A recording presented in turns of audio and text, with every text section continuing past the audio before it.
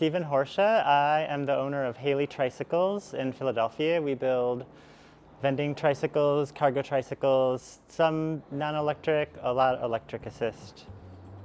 A lot of our customers use the tricycles in particular because they can kind of meet people where they are and meet people in parks and farmers markets, kind of go places where a lot of other vehicles can't really reach.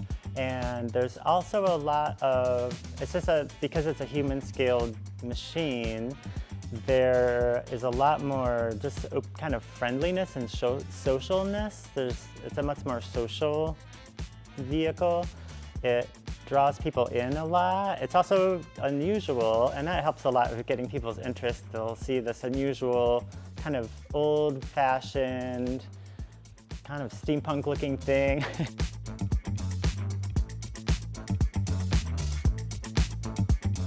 We've built a lot of tricycles for libraries around the country that will use them as little pedal-powered bookmobiles to get into parks and events where a traditional bookmobile won't go, but then any librarian in the library will be able to load a tricycle up with books and blankets and folding stools and have a reading event in the park or visit an elementary school in their town.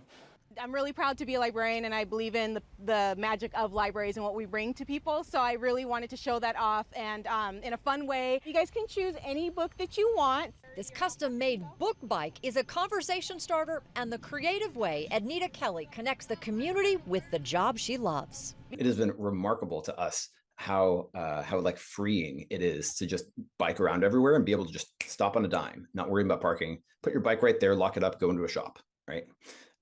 Or, kid says, what is that tree right there? Stop, let's go see, right? You can't do that when you're driving around in the car everywhere. It insulates you from like the environment that you're in and puts you in a little bubble. And it's even worse for kids because, their POV on the world is like, if they're still rear facing, it's a headrest, right? That's what they look at the entire time they're in the car. Or if you put a little mirror up there, maybe they can see a little bit of like, around you, but you can't be like, hey, those clouds are really cool right now. Or look at that sunset. Or oh, do you see that person, like walking their dog? I've never seen a dog quite like that. Or man, they're wearing a really silly hat. Like you can't do any of that, right?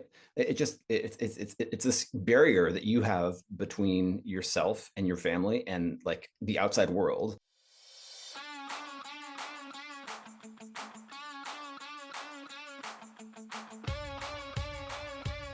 My mother-in-law's biggest fear in the whole world is, driving somewhere and not having parking. Like she would actively not go places because she didn't want to like get there and not have a place to park.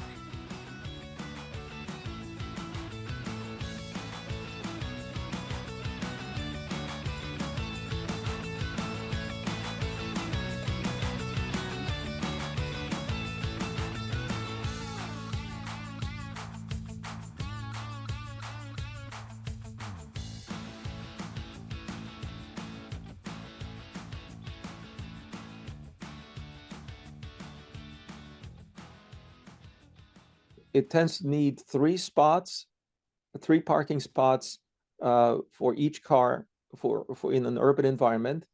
And that means one at home, one at work, and usually one in a shopping mall. But there are places in the US where there's 11 parking spots per car.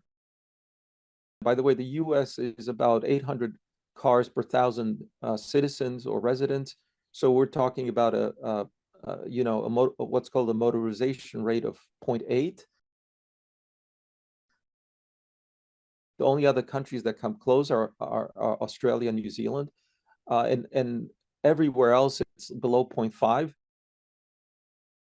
But one of the hidden costs of this is that the carbon impact, just of manufacturing the concrete necessary for so many roads, goes straight into the atmosphere.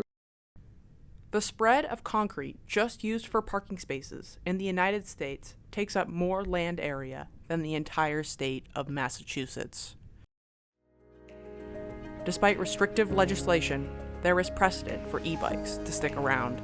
In countries where scooters were banned, people bought scooters, people use scooters. They're illegal still now in China. You can't have scooters on the road in China. But most of the scooters in the world are made in China. Most of the scooter companies are Chinese.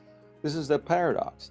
So it's one of those things that will evolve over time rapidly. It'll define for itself its own market, and it will probably decide.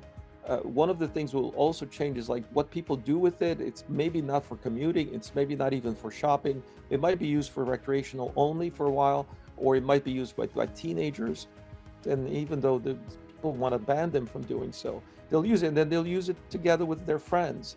So again, humanity is just going to find a way forward through this, and I'm not too worried about the things that are happening day to day as far as rejections or objections. Again, all that happened before with automobility, all that happened before with every other technology we introduced.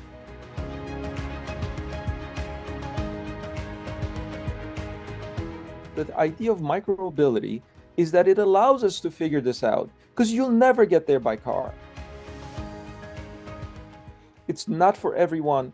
It costs you not just in the physical vehicle, it costs you, like we talked about, in land, real estate, pollution, health, all these other factors.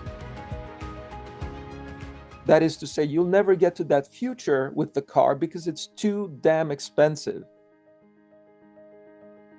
E-bikes are here to stay.